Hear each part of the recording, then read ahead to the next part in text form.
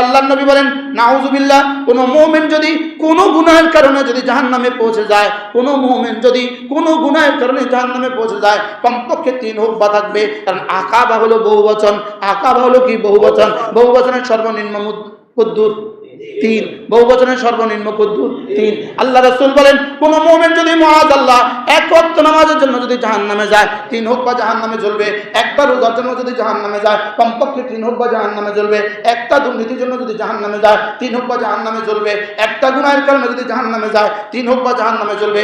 এবার হযরত আলী বলেন হুকবা কি জিনিস জানো? হুকবা হলো 80 সানাতান, 80 বছর। হুকবা হলো কত বছর? 80 বছর। হুকবা কত বছর? হুকবা হলো 80 বছর। বলেন হুকবা কত বছর?